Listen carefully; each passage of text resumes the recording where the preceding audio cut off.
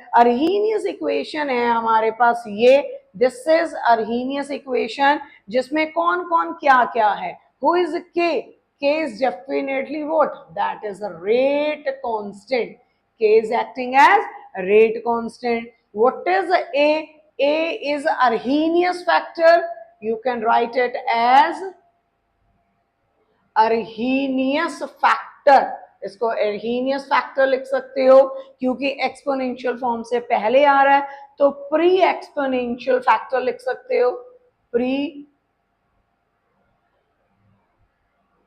Exponential factor हो जाएगा बेटा. ठीक है, या इसको फ्रीक्वेंसी फैक्टर भी लिखा जा सकता है, इसके काफी नाम है, दैट इज ए. ठीक है, सो हमारे पास इससे भी फाइंड आउट करने के लिए क्वेश्चन पूछ लेता है. फिर हमारे पास एक्सपोनेंशियल फॉर्म में कौन कौन पड़ा? What else we are having is, we are having EA, which is what? Which is your activation energy. What is your EA? EA is your activation energy. EA is activation energy, quite important. What is R? R is gas constant. gas constant की value gases के अलावा कहीं पे भी deal करते हो क्या लेते हो? 8.314. ठीक है, 8.314 आपकी रेट कांस्टेंट की वैल्यू जो आप लेके चलोगे. ठीक है, दैट इज जूल पर मोल पर केल्विन. ठीक है, जूल पर मोल पर केल्विन इसके यूनिट्स आएंगे. This is your rate gas constant, that is R. Then T is representing what? T is representing your temperature. Most probably should be taken in Kelvin. So Arrhenius was a scientist who has given a quantitative relationship between what and what? It is a quantitative relationship between rate constant. Rate constant आ गया बेटा, जितने गुना rate constant बढ़ता है temperature बढ़ने पे उतने गुना ही rate of reaction भी बढ़ता है. Rate constant, this is your what? That is the Arrhenius factor. Exponential form में activation energy upon gas constant and temperature should be taken in Kelvin. and R की value यहाँ पे 8.314 आप लेके चलोगे. जब आपने ऑस्मोटिक प्रेशर में R की वैल्यू ली थी, दैट वाज 0.083.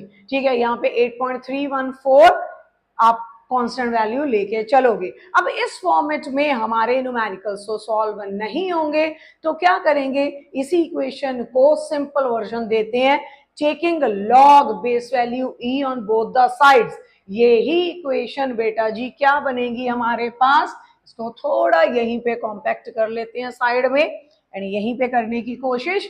हमारे पास आएगा बेटा अर्हीनियस इक्वेशन को लॉग बेस वैल्यू ई, उसको ln भी लिख सकते हो. So log base value E K is equals to log base value A. ठीक है, अब हमारे पास लॉग जब एक्सपोनेंशियल पार्ट का लोगे तो पार उठ के आएगी आगे, which will become minus E A upon R T log base value E E. ठीक है, ये यहां से 1 में कन्वर्ट होके कैंसल आउट होगा. हमारे पास बचा log base value E K is equals to log base value E A minus E A upon R T. ठीक है, सभी वेरिएबल्स के बारे में बताया, what is K, what is A, what is E A, what is R, what is T. ठीक है बेटा जी, अब इसी का यहीं पे अगर ग्राफ ड्रॉ करना पड़े आपको, तो आपका y एक्सिस, ठीक है, ये आपका इंटरसेप्ट, ये हमारे पास 1/t will be along your what? Along your x axis and this will act as a slope. तो हमारे पास log बेस वैल्यू e के वर्सेस 1/t का ग्राफ नेगेटिव साइन है, तो नेगेटिव स्लोप. इंटरसेप्ट कितना? log base value E A. Slope कितना बेटा जी? What will be your slope? क्योंकि बहुत ग्राफ्स कर चुके हैं इस चैप्टर में, अब रट जाने चाहिए. Slope is equals to minus E A upon R, which will be is equals to your tan theta. Theta हमारे पास ये angle along your positive X axis. ठीक है, ये हमारे पास कुछ भी दे दिया जाए, कैसे सॉल्व करना है पुराने वीडियोस चेक करें, you will come to know how you will be able to get your. ज्यादातर आपको एक्टिवेशन एनर्जी स्ट्रेट वे नहीं दे रखी होती, स्लोप में एंगल दे दिया, वहां से आप एक्टिवेशन एनर्जी कैलकुलेट कर सकते हो, क्योंकि ये तो हमें पता है। फॉर इफ आपको यहाँ पे 60 दे दिया तो ये कितना आ जाएगा 120। ठीक है जी, तो यहाँ पे हमारे पास 120 tan 120 माइनस √3, आर की वैल्यू हमें पता है, we can easily calculate the activation energy from air. ठीक है, अब ये भी हमारे पास ग्राफ आ गया। ग्राफ आने के बाद बेटा इसी को लॉग बेस वैल्यू 10 में कन्वर्ट करें। लॉग बेस वैल्यू 10 में कन्वर्ट करने के लिए कांस्टेंट वैल्यू के साथ मल्टीप्लाई करते हो क्या, 2.303 लॉग बेस वैल्यू 10, यहाँ पे आ गया k is equal to 2.303 log base value 10 बेटा जी। यहाँ पे आ गया हमारे पास a minus E A upon R T. ठीक है, तो ये हमारे पास इक्वेशन बन के सामने आई। किस चीज के लिए, फॉर योर अर्हीनियस इक्वेशन, उसको सिंपल वर्जन आपने ये दे दिया।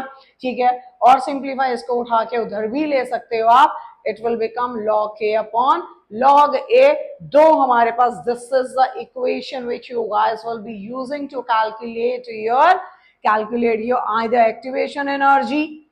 ठीक है, और क्या हो सकता है हमारे पास a की वैल्यू, अगर इसी इक्वेशन को पूरी को 2.303 से डिवाइड कर दोगे तो आपके पास क्या निकल के आएगा बेटा, अगर इसी पूरी इक्वेशन को डिवाइड कर दोगे 2.303 से तो it will be log base value 10 के। ठीक है, डिवाइड होके दे विल गो ऑफ, ये भी कट जाएगा, यहाँ पे बचेगा लॉग बेस वैल्यू 10a, ये क्या बनेगा हमारे पास ई A upon 2.303 r into T. तो इसका भी अगर ग्राफ ड्रॉ करना पड़े बेटा आपको, तो इसका भी आप इजीली ग्राफ ड्रॉ कर सकते हो। ये आपकी y एक्सिस बेटा, ये आपका इंटरसेप्ट। ठीक है जी, ये आपका नेगेटिव के साथ इतना पार्ट आपका स्लोप का आएगा, 1/t will be along your कौन सी एक्सेस, एक्स एक्सेस। तो ग्राफ खुद ड्रॉ करके देखो कि क्या बन के आएगा आपके सामने, तो it will be log base value 10 के रेट कांस्टेंट। ठीक है, y एक्सिस के अलोंग 1/t, स्लोप नेगेटिव में है, हमें पता चल रहा है स्लोप है किसके बराबर, यहाँ पे slope is equal to minus E A upon 2.303 R T, जो कि फर्दर आगे, सॉरी नॉट टी, ठीक है, आर तक। आर की वैल्यू कितनी 8.314। ठीक है, T V have already used along your x axis. ठीक है, तो ये फर्दर आगे किसके बराबर बेटा जी, tan theta theta along your positive X axis and your intercept over here is log base value 10a। तो ये ग्राफ इस इक्वेशन के लिए काफी इंपॉर्टेंट इक्वेशन है आपका फॉर कैलकुलेटिंग द न्यूमेरिकल्स। अगर आपको थीटा गिवन है तो यहां से आप इजीली इनको इक्वेट करके एक्टिवेशन एनर्जी को कैलकुलेट कर सकते हैं।